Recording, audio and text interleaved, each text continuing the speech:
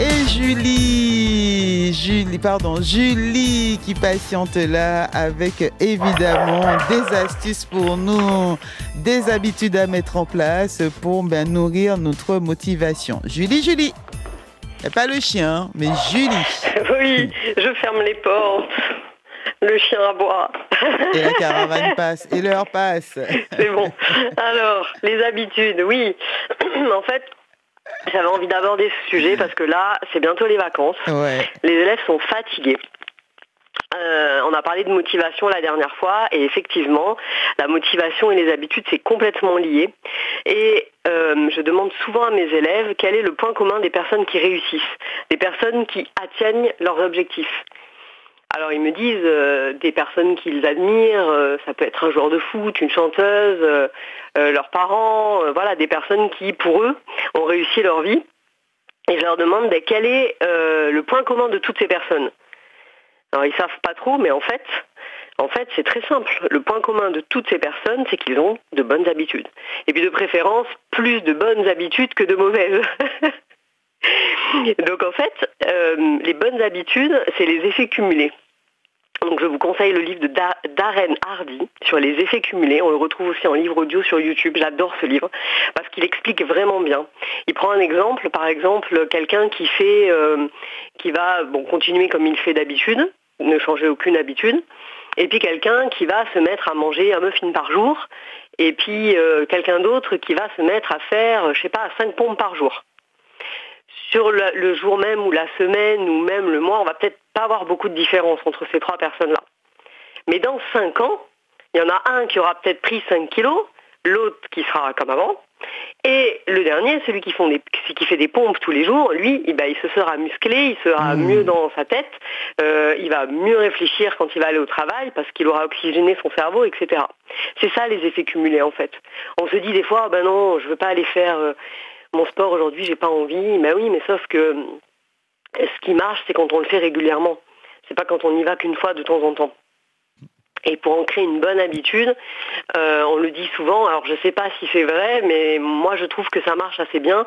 Il faut quand même une certaine motivation pendant 21 jours et après ça devient un automatisme. Ça demande beaucoup moins d'efforts de faire ce qu'on a décidé de faire chaque jour. Et donc, on en arrive aux 4 profils pour créer de bonnes habitudes. Yes. Donc là, c'est le livre de Gretchen Rubin, Ma vie en mieux. Et j'ai trouvé le résumé sur YouTube aussi, Man Parachute. Alors, les 4 profils pour prendre de bonnes habitudes. Alors là, écoutez bien, parce que c'est vraiment important de savoir dans quelle case vous êtes et dans quelle case vos enfants se trouvent. Parce que quand on comprend mieux, on sait ce qu'il faut faire pour pouvoir garder de bonnes habitudes, les prendre et les garder. Les premiers, c'est les fidèles. Les fidèles, c'est le plus facile, parce qu'ils répondent facilement aux exigences des autres et aux leurs, à celles auto-imposées. Ils ont une facilité à développer de nouvelles habitudes, ils sont à l'aise quand les attentes ou les exigences sont claires, quand ils savent ce qu'on attend d'eux ou ce qu'eux ont décidé, et ils sont attirés par les signes de reconnaissance. Donc les fidèles, c'est le plus facile. Ça, c'est les élèves que je vois une fois en stage et que je rencontre 10 ans après qui me disent « Ah là là, tu m'as appris ça. J'ai fait tout de suite, je pratique, c'est super, ça m'aide même dans ma vie maintenant, après mes études, dans mon travail, etc. » Donc ça, quand on est fidèle, c'est facile. Après, il y a les interrogatifs. Les interrogatifs, ils répondent à une exigence seulement si elle est justifiée. Ça, c'est moi. S'ils voient un intérêt rationnel à le faire. Si le médecin me dit « il faut que tu arrêtes de boire du café », je ne vais jamais le faire. Mais s'il me dit pourquoi, plusieurs fois même, là il y a des chances que je le fasse. Et le problème avec les interrogatifs, c'est qu'ils posent beaucoup de questions et que du coup ça les fatigue quand même. Donc là, c'est tout le travail que je fais avec mes élèves, on est beaucoup à être interrogatifs. J'explique énormément le pourquoi du comment. Regarde des vidéos pour le cerveau, pourquoi est-ce que je te propose de relire tes cours le soir même, pourquoi est-ce que la technique de la feuille blanche fonctionne bien, d'essayer de se rappeler sa fiche ou ce qu'on a fait dans la journée. Voilà, il faut bien expliquer, ça aide. Après, il y a les serviables. Les serviables, eux, ils répondent facilement aux exigences, mais pas les leurs, celles des autres. Ça, Donc, c'est moi. ils sont serviables. Ça, c'est moi, malheureusement. Si vous êtes Ok, Frédéric. dans les interrogatifs, je suis dans les serviables. Alors, donc les Malva. conseils pour toi, Ouais, Frédéric, s'il te et pour plaît. tous les serviables. Ouais. Alors, les serviables, ils sont motivés par la responsabilité vis-à-vis d'autres personnes. Et donc, ils ont plutôt intérêt à coupler l'habitude avec un engagement avec quelqu'un d'autre. Par exemple, si tu décides d'aller marcher 3 fois par semaine, n'y va pas toute seule. Propose à une amie ou à un membre de ta famille d'aller avec toi. Tu vas t'engager vis-à-vis de cette personne-là et tu vas y aller pour elle plus que pour toi, mais quand même tu vas y aller, ça va te faire du bien. Très bien. Voilà, donc là en fait le risque c'est de s'exposer excessivement à l'autosacrifice. C'est ce que tu disais quand tu disais malheureusement c'est moi. C'est qu'en fait du coup les serviables ils ont peut-être aussi un peu de mal à dire non. Ouais. Et les derniers, alors les derniers c'est les plus compliqués et j'ai quand même pas mal d'élèves dans ce cas-là. Ceux-là, il faut que je les suive 1 an ou 2 avant de réussir à les aider à atteindre vraiment leurs objectifs. Ce sont les rebelles. Et il y a beaucoup de rebelles chez les ados. Les rebelles, ils avancent vers leurs objectifs à leur propre manière et s'opposent à tout ce qu'ils devraient faire. Ils résistent à tout type d'exigence, qu'elle soit interne ou externe. Alors, il y a quand même quelque chose, c'est qu'ils accordent une grande importance à l'authenticité et à l'autodétermination. Donc, même s'ils ont de grandes difficultés à développer de nouvelles habitudes, parce qu'ils considèrent ça comme des contraintes, et d'un autre côté, ils sont très portés à aligner leurs actions à leurs choix. Donc, ça les aide à garder un comportement. Quand ils l'ont choisi, ils arrivent à garder l'habitude sur la durée. Mais avant, il faut quand même qu'ils se cassent pas mal les dents, qu'ils testent beaucoup de choses, qu'ils voient ce qui marche pas, et ils vont jamais écouter les solutions que vous allez leur proposer. Ils vont tout tester avant. Donc ça prend un petit peu plus de temps. Par contre, une fois que c'est fait, c'est fait. Et donc, en fait, moi, ce que je voudrais partager avec toutes les personnes qui ont des enfants et qui disent « Ah, mais pourquoi ils font pas ça ?» Moi aussi, je faisais ça. Je dis « Ah, mais pourquoi mes élèves, ils font pas les exercices que je leur donne ? Pourquoi est-ce qu'ils font pas leur respiration avant leurs examens pour se détendre ?» C'est désespérant. On se dit « Mais c'est pas possible, il y a toutes les solutions. » On les leur sert sur un plateau et ils ne font pas. Et en fait, moi je me dis, faut se mettre à leur place et montrer l'exemple. Nous, on a beaucoup de difficultés aussi à prendre de bonnes habitudes. Quand on les prend, des fois c'est cassé par les vacances ou quand on tombe malade. Il y a plein d'événements dans la vie qui font que l'habitude est quelquefois cassée au bout d'un moment et que du coup on a du mal à la reprendre. C'est comme ça pour nous et c'est aussi comme ça pour nos enfants. Donc là, moi, j'invite vraiment tous les parents à être indulgents et à les aider à être bienveillants, à les aider à comprendre leur mode de fonctionnement, à les aider à trouver des solutions pour réussir à prendre de bonnes habitudes qui vont leur permettre d'atteindre leurs propres objectifs, les objectifs des enfants, pas des parents, et rester dans la bienveillance. Parce que les reproches, en fait, ça sert à rien. Ça nous casse plus qu'autre chose et du coup, on obtient toujours l'effet inverse. Et mes élèves, ils notent leurs objectifs. Donc, ils ont une petite fiche avec une fiche de suivi. Donc, il y a le niveau de fatigue, le niveau de stress, le niveau de morale. Voilà, on regarde tout ça toutes les semaines, on en discute. En ce moment, il y a beaucoup la fatigue qui ressort. Et sur cette feuille-là, ils marquent aussi leurs propres objectifs. Ah ouais. Voilà, donc quantitatif, évidemment, c'est pas juste augmenter ma moyenne. Il faut qu'ils aient une moyenne minimum qu'ils souhaitent atteindre. Voilà, donc c'est tout un truc aussi, ça faudra qu'on en parle, comment fixer de bons objectifs. Et ils relisent régulièrement leurs objectifs et on reparle régulièrement des habitudes qu'ils arrivent à tenir ou pas. Et c'est vrai qu'il y en a qui tiennent les habitudes dans le temps, certaines, pas toutes, et puis il y en a qui ont vraiment de grosses difficultés avec ça. Et là, c'est tout un travail pour les accompagner, à essayer de comprendre. Bon, même les rebelles, on peut discuter avec eux, Ils vont faire leur propre chemin, mais on peut discuter avec eux. Et ils sont intéressés par les solutions, même si, ils vont tester les leurs avant de tester les vôtres. Ouais, c'est cool. Merci. Alors, reste avec nous encore Julie, qui est à distance, mais voilà, qu'on entend très bien. On a l'impression qu'elle est juste à nos côtés. Le cours Julie, certains connaissent déjà, mais on va en reparler dans quelques instants et revenir sur ces 4 profils présentés. Je suis allée sur le net. On va rappeler aussi cet ouvrage qui permettra peut-être à des parents ou à d'autres, des hommes et des femmes qui nous écoutent ce matin, d'arriver à atteindre leurs objectifs grâce à ces méthodes. 10h49, on a un message à diffuser si vous souhaitez intervenir avec Laurie Dienafa autour des relations, la parentalité, voilà, en cette période de fête d'année, ou encore sur le cours Julie avec Julie Bonfrat. Vous pouvez le faire juste après ce petit message. 63 23 23. 63 23 23. Mieux vaut le savoir.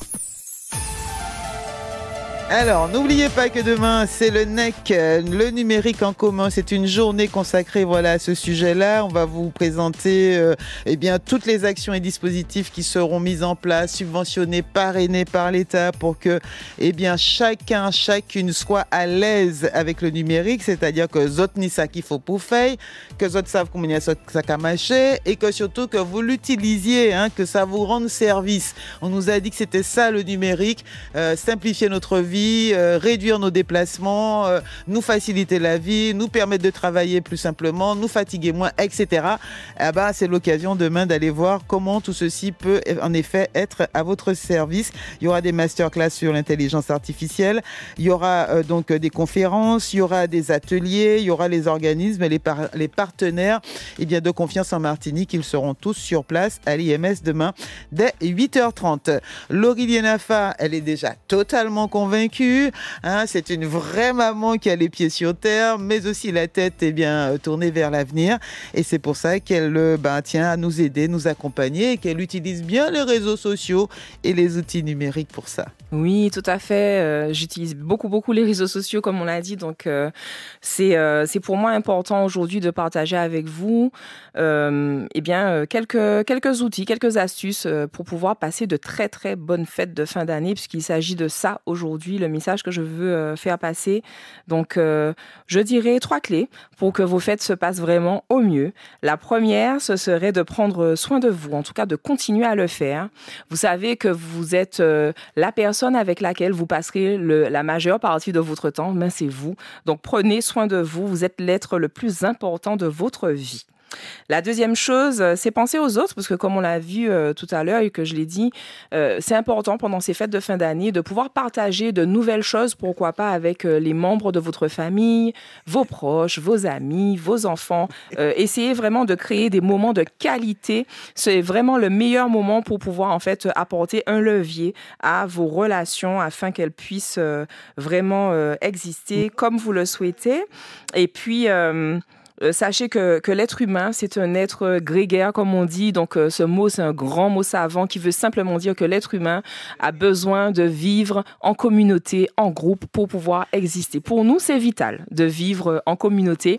Donc, moi, je vous invite vraiment à prendre soin de vos relations avec les autres. Puis, la troisième chose, oui, madame, c'est de trouver vos points de limite. Je l'ai dit tout à l'heure et je le rappelle maintenant. S'il y a une dernière chose que je peux dire, c'est trouver vos limites dans vos relations pour ne pas user votre énergie, mais surtout pour maintenir des relations saines avec les autres. Donc, tous ces messages sont pour vous et j'espère que vous prenez bonne note. C'est tout? J'ai donné 3 clés quand même. Donc, en tout cas, si non, mais j'attends derrière le bonne note. Alors, ça veut dire que là, si je ne vais pas bien faire, on me donne combien de coups de bâton sur la main? Aucun. Prendre conseil, accueillir les conseils, en tout cas, que j'ai apportés. Ouais.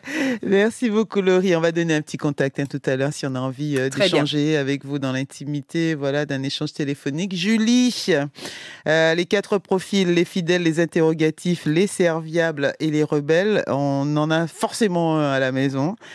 Et on est forcément un nous-mêmes. Donc, pour avancer après ce qu'on a entendu ce matin, on va retenir les conseils que vous avez donnés. Ça a été un petit peu vite. On rappelle que l'émission, on peut la réécouter en podcast. Mais vous avez quand même, avant d'entamer le sujet, parlé d'un ouvrage. Et j'ai cru avoir retenu le titre « Ma vie en mieux » de Gretchen Rubin. Alors, Gretchen, parce que je sais qu'il y en a qui vont certainement se précipiter pour regarder ça de plus près. Gretchen Rubin. C'est G-R-E-T, mais moi, qu'a dit en français, parce que Yokai comprend comme ça. G-R-E-T-C-H-E-N. Voilà, et Rubin. c'est R-U-B-I-N. Voilà, Ma vie en mieux. Et moi, j'avoue, j'ai pas lu le livre. J'ai regardé le résumé. D'ailleurs, je regarde régulièrement cette vidéo avec mes élèves. Le résumé du livre sur la chaîne YouTube de Mind Parachute. Alors, il paraît qu'on est déjà 2 millions de personnes à avoir changé et avoir réussi leurs objectifs grâce à ce livre qui est sorti il n'y a pas si longtemps que ça, c'était en 2017.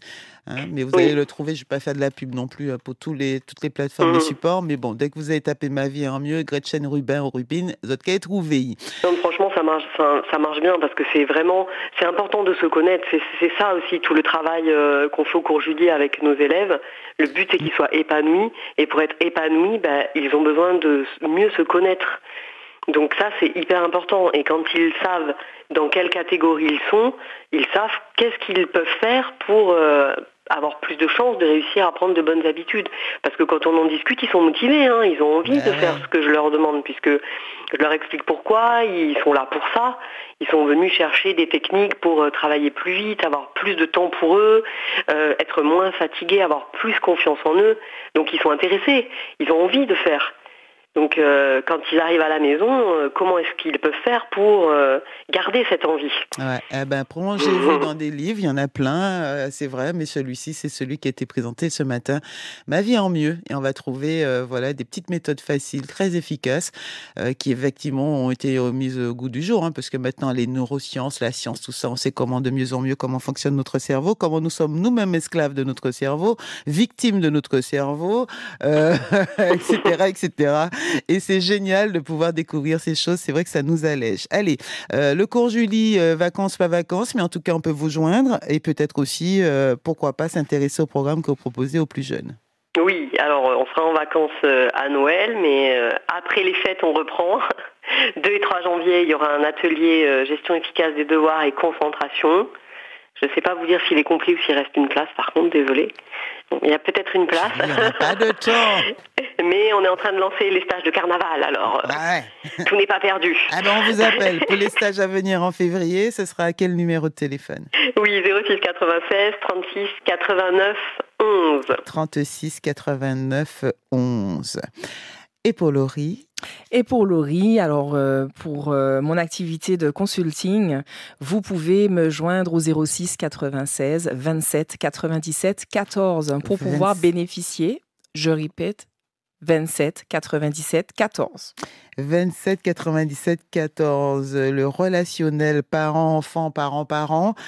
Ça s'accompagne également avec de bonnes âmes qui se sont formées pendant des années avec plusieurs méthodes locales, internationales pour vous accompagner et ça fonctionne. Merci beaucoup Laurie, Foxy avec Academy plaisir. Et Consulting Relationnel. Allez. Retrouvez Mieux vaut le savoir en podcast sur notre site martinique.lapremière.fr. La première.